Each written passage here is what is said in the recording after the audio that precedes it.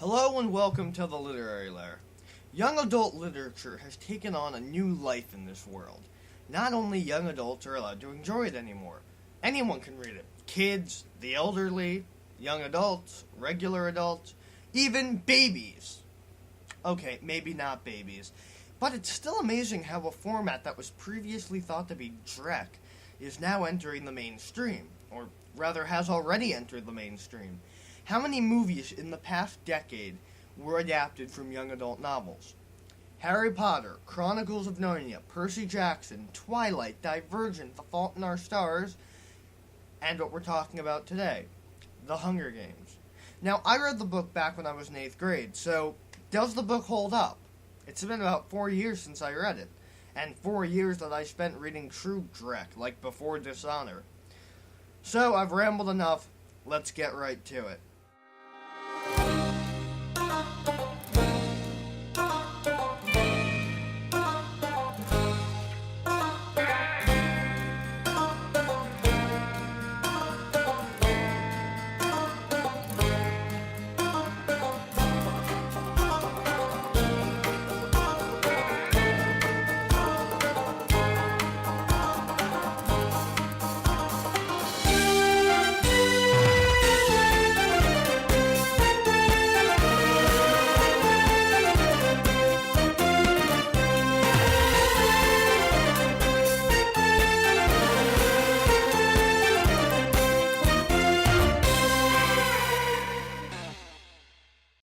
The cover, it's very minimalist. It's just the Mockingjay pin in the center of a black rectangle accented by gray crop circles.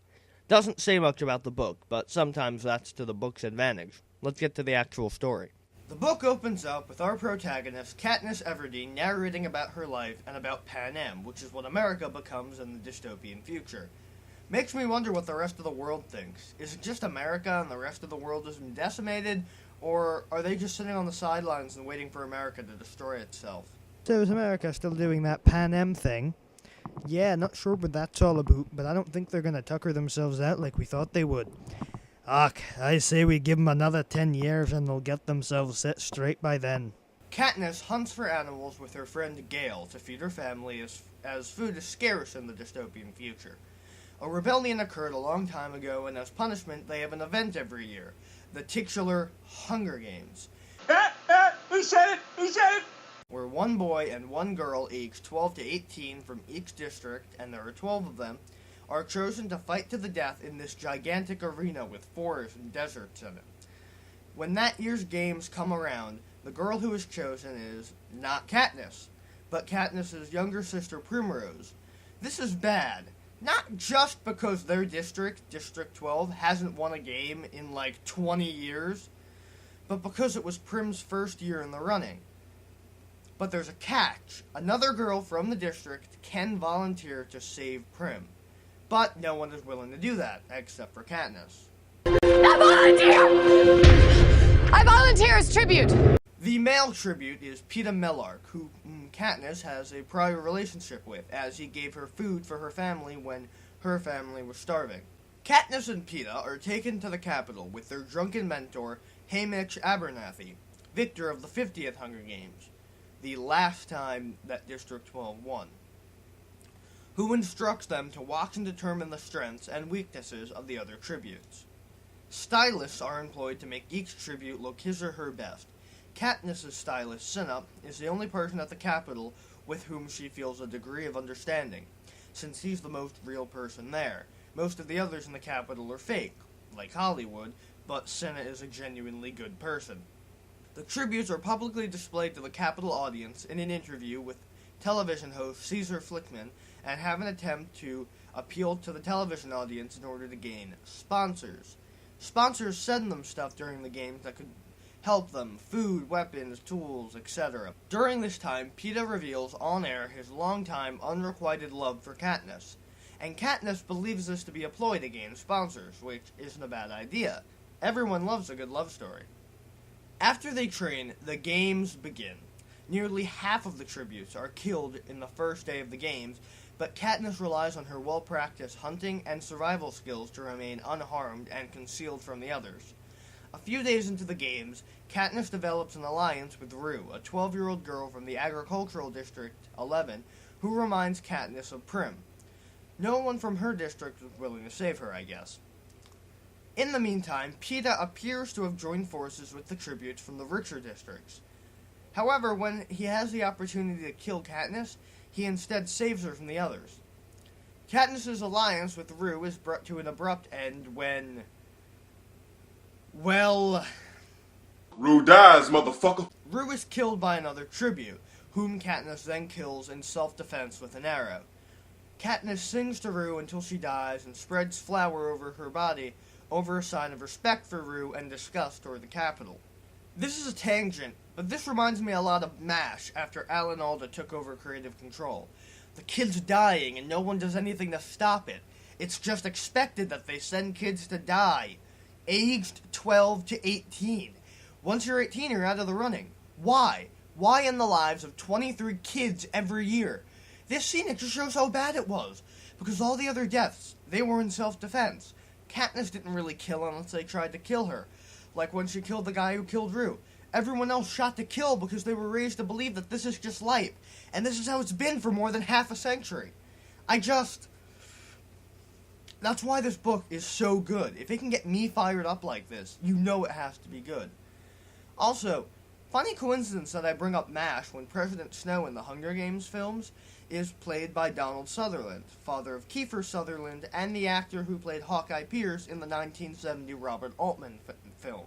Apparently, because of Katniss and Peeta's image in the minds of the audience as star-crossed lovers, a rule change is announced midway through the games, allowing 2 tributes from the same district to win as a couple. Upon hearing this, Katniss begins searching for Peeta. She eventually finds him, wounded and in hiding. So, a happy ending after all! As she nurses him back to health, she acts the part of a young girl falling in love to gain more favor with the audience, and consequently, gifts from her sponsors. That's what I like about Katniss. She's crafty. When the couple remains as the last 2 surviving tributes, the game makers reverse the rules in an attempt to force them into a dramatic finale, in which one must kill the other to win. Huh. Sounds like the Hunger Games is run by George R.R. Martin. Katniss, in an act of defiance against the capital, retrieves highly poisonous berries known as Nightlock from her pouch and offers some to Peeta. Oh, so this is like Hitler and Eva Braun. We do everything together, yeah? Yeah. You got your poison? Okay, 1, 2, 3. You didn't do it! You didn't do it either! Okay, alright, well this time we really have to do it. Okay, alright, you ready? Okay. Somehow that clip is less tasteless than Heil Honey, I'm Home. Realizing that Katniss and Peeta intend to commit suicide, the game makers announce that they both will be the victors of the 74th Hunger Games. But wouldn't no winner be even more dramatic? Make up your damn minds, game makers! Although she survived the ordeal in the arena and is treated to a hero's welcome in the capital, Katniss is warned by Haymitch that she has now become a political target after defying her society's authoritarian rulers so publicly.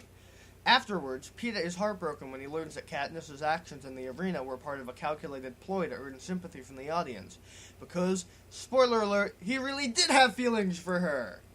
However, Katniss is unsure of her own feelings and realizes that she is dreading the moment when she and Peeta will go their separate ways.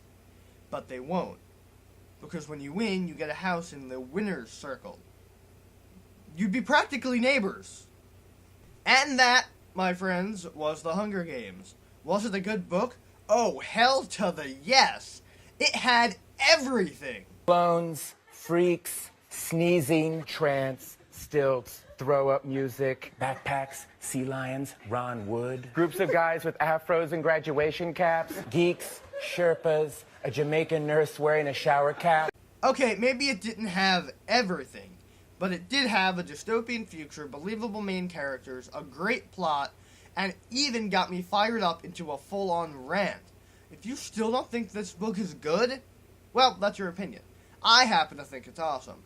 I loved it when I first read it, and I love it now. And to answer a few questions, no, I haven't seen the movie, and yes, we'll be doing the other 2 books eventually. See you next time.